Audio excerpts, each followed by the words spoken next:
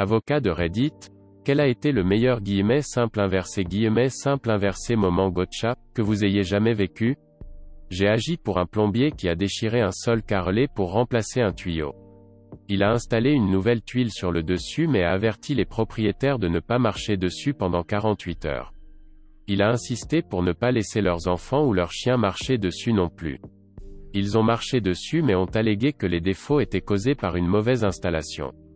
Nous avons demandé à un expert de rédiger un rapport confirmant qu'il était conforme à une installation correcte, mais que les gens marchaient dessus trop tôt. Les propriétaires fous ont encore été jugés à ce sujet. Dans leur divulgation de preuves, ils ont inclus une série d'images. L'une des images avait au premier plan une tuile qui était inclinée vers le haut. L'arrière-plan montrait très clairement la patte d'un chien appuyant sur l'autre extrémité de la tuile. Ce n'était pas tant une situation dans laquelle je les ai eus qu'ils se sont fait eux-mêmes. J'ai eu un client dont la voiture 60K a été ruinée par un magasin qui a mis la mauvaise huile. Nous n'avons pas pu le prouver au début, le moteur a explosé, de l'huile s'est échappée et des preuves ont été perdues. J'ai assigné leur relevé bancaire, compris qu'ils avaient acheté leur huile à Costco. J'ai appelé Costco et j'ai obtenu leur prix pour les 2 dernières années.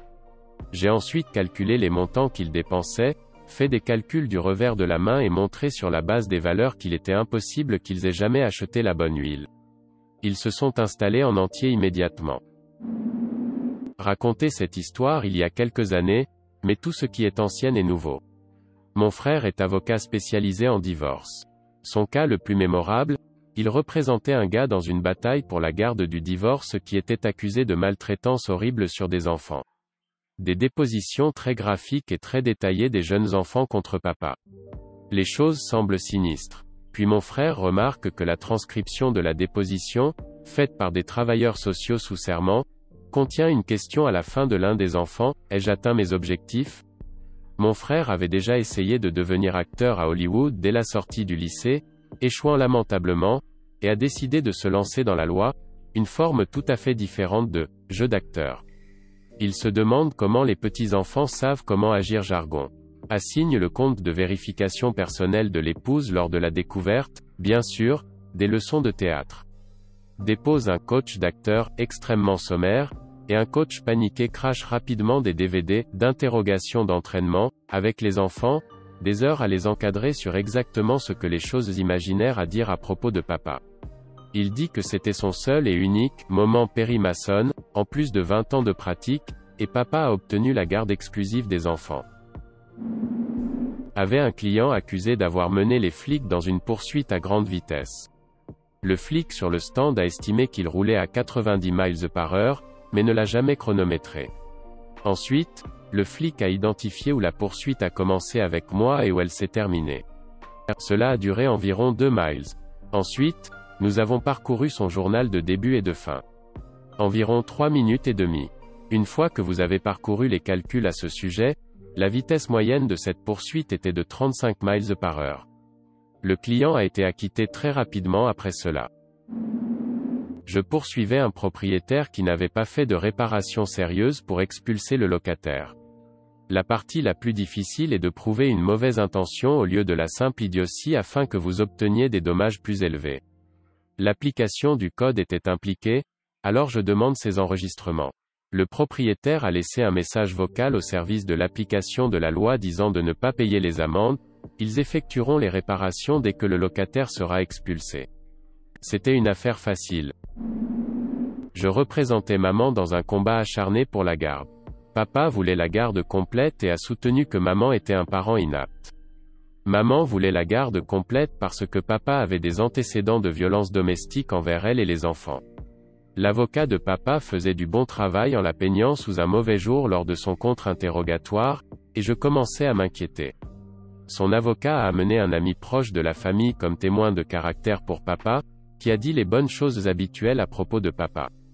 Puis il a dit quelque chose à propos de leur possession de poulets. J'ai trouvé cela étrange alors j'ai posé plus de questions.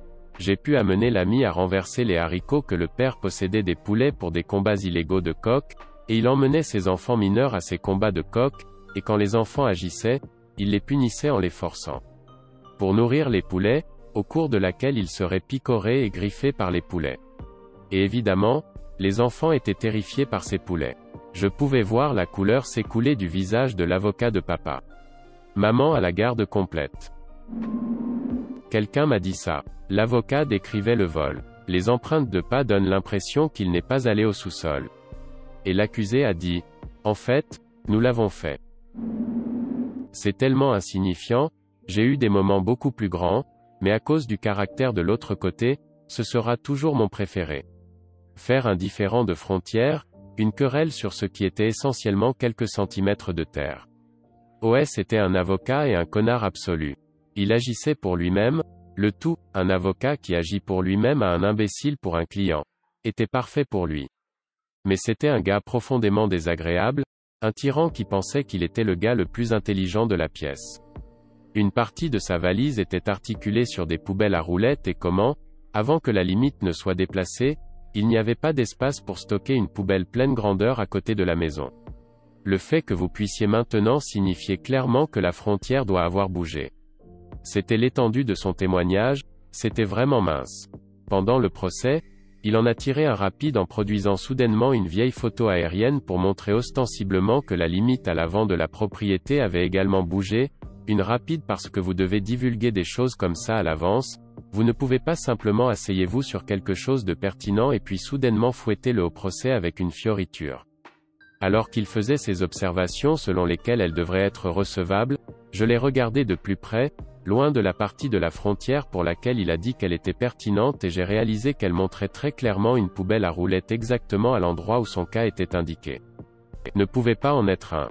Nous avons dit au juge que nous étions heureux que la photo soit admise après tout, demandé à l'autre partie de confirmer la date à laquelle elle avait été prise, puis a souligné qu'il venait de complètement foutre en l'air son cas. Cette photo lui a coûté près de 50 000 en coûts défavorables. Cela ne pouvait pas arriver à un type plus méritant. Je déposais un gars dans une action pour rupture de contrat, fraude. Je lui ai demandé s'il avait déjà été condamné pour un crime, il a dit non. Plus tard, je lui ai posé la question à nouveau et il n'y a pas eu d'objection et il a répondu « non ». J'ai ensuite sorti son acte d'accusation pour fraude criminelle et sa condamnation pour complot délit et il a nié que c'était lui jusqu'à ce que je commence à poser des questions sur son co-conspirateur, son fils, puis il m'a donné le « oh ouais je me souviens de quelque chose à ce sujet ». Mon frère est avocat. Il a eu un cas où le gars a dit qu'il était définitivement invalide à la suite d'un accident de travail. Lors d'une déposition, mon frère a entendu le gars parler de la rénovation de sa maison. Il dépensait déjà l'argent qu'il pensait obtenir. Mon frère est passé en voiture par la maison pour voir combien de travail était fait et a vu le gars porter des paquets de bardeaux de toiture sur une échelle jusqu'au toit. C'était avant les téléphones intelligents, alors il s'est rendu chez Best Buy et a acheté une caméra vidéo, est retourné et a enregistré le gars. Il a fait faire des copies et les a envoyées à l'autre avocat. Le gars a laissé tomber le costume et était de retour au travail le lundi suivant. Le client de mon frère ne voulait pas payer la caméra vidéo. Il leur a économisé des milliers de dollars. Ils ont finalement payé mais il est encore un peu énervé quand il en parle. Le premier cas que j'ai jamais fait, l'avocat de l'opposition a égaré la copie du permis de conduire de mon client. Plutôt que d'admettre son erreur et de me demander de la renvoyer, il a déposé une requête en contravention, affirmant que nous ne l'avions jamais envoyé. Eh bien, j'ai pu fournir la preuve que nous lui avions envoyé comme il y a 8 mois, donc le juge était plutôt mécontent de ces singeries. Pas aussi excitant, sur le moment que d'autres ici, mais nous avons embauché un enquêteur privé pour suivre notre accusé dans une affaire de fraude, recouvrement d'avoirs. L'enquêteur privé est revenu avec une photo de morceaux de papier déchirés qui constituaient clairement une note déchirée, bien que dans une langue étrangère. Je connaissais cette langue étrangère, alors je l'ai reconstituée et j'ai réalisé que c'était une lettre écrite par le défendeur qui faisait rage à son complice pour avoir commis des erreurs très spécifiques qui l'ont embarrassé dans le contexte de notre affaire de fraude, recouvrement d'avoirs. De toute évidence, nous avons fait vérifier par la suite cela et nous avons fait prêter serment par affidavit par un traducteur officiel. C'était incroyable, l'écriture était un match. De plus, il l'avait également signé, et le contenu était si spécifique, contenait des informations sur des montants spécifiques entrant dans des fiducies spécifiques sous des noms spécifiques, qu'il s'agissait essentiellement d'un pistolet fumant. Nous avons presque pensé qu'il l'avait planté pour nous rebuter, Mais le gars était juste stupide et arrogant. RAN dans un peu de combat recevabilité, mais la lettre nous a finalement aidé à recevoir un règlement important qui a rendu nos clients extrêmement heureux. A travailler comme parajuriste, enquêteur. Travaille sur une affaire de secrets commerciaux impliquant la fabrication de meules dentaires utilisées pour broyer les dents. Longue histoire, mais allez-y. La société a été un petit fabricant familial, mais fabriquait le meilleur produit du marché à partir d'une petite usine au milieu de nulle part. Vendu des quantités massives de produits en raison de la qualité. Son emplacement était assez éloigné et le propriétaire payait si bien les employés que les employés y sont restés pour toujours. Tous y travaillaient depuis plus de 30 ans. Lorsque le fondateur de la société est décédé, elle a été vendue à la Société Internationale B parce que les enfants et les petits-enfants n'avaient aucun intérêt dans l'entreprise. L'entreprise B a ensuite fermé l'ancienne usine et a essayé d'utiliser la formule de l'entreprise A dans ses installations. La société B n'a pas pu faire fonctionner la formule. Entrez maintenant dans la société C, une autre société internationale qui a perdu l'offre d'achat de la société A. Lorsque la société C a entendu parler des problèmes rencontrés par la société B, elle a acheté les anciennes installations de l'usine, puis a réembauché l'ancien personnel pour redémarrer la production. Tous les employés de l'ancienne entreprise a été ravis de retrouver leur emploi bien rémunéré et sont allés directement au travail. Produire à nouveau des articles de meilleure qualité et le produit de la société C a fonctionné. Société B poursuit la société C pour violation de secrets commerciaux. Lorsque vous achetez une entreprise, vous achetez ses secrets commerciaux. Et cette entreprise en avait un tas. Ce produit n'était qu'une partie, mais la partie la plus rentable de leur opération. Ainsi, la société C, en raison de son action, a été accusée d'avoir enfreint les lois régissant les secrets commerciaux. La société B a même réussi à obtenir une ordonnance d'interdiction temporaire contre la société C devant la Cour fédérale et la société C a dû cesser de fabriquer dans l'ancienne usine. Maintenant possédée. C'est à ce moment que j'entre dans l'image. Notre cabinet représentait la société C et j'étais chargé d'interroger tous les employés. J'étais dans le salon de cette charmante dame âgée de la fin de la cinquantaine qui m'a offert des collations, m'a demandé si j'étais marié et que je voulais m'installer avec sa petite fille, vous l'appelez. La meilleure et la plus drôle interview de jamais. Puis elle lâche la bombe. Je lui ai demandé comment elle savait comment fabriquer le produit.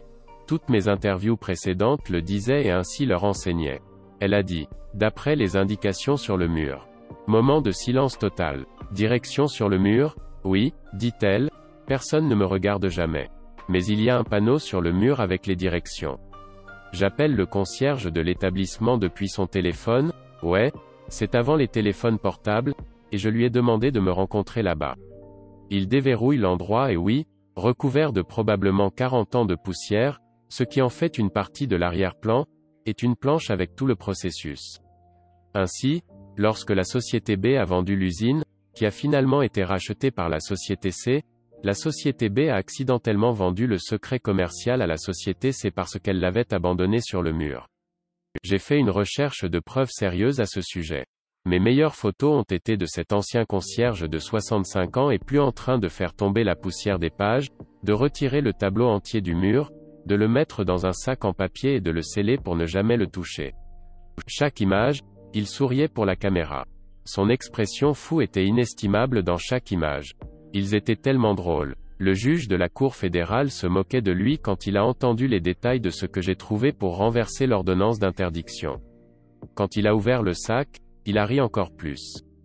L'usine a rouvert immédiatement. Les sociétés B et C ont convenu qu'elles pouvaient toutes les deux utiliser le secret commercial mais qu'elles ne pouvaient le vendre à personne d'autre. Ce qu'ils ont vraiment compris, c'est ces petites vieilles dames avaient légèrement changé la formule au fil des ans et les avaient légèrement améliorées avec le temps. Même la formule sur le mur ne fonctionnait pas aussi bien que ces petites dames.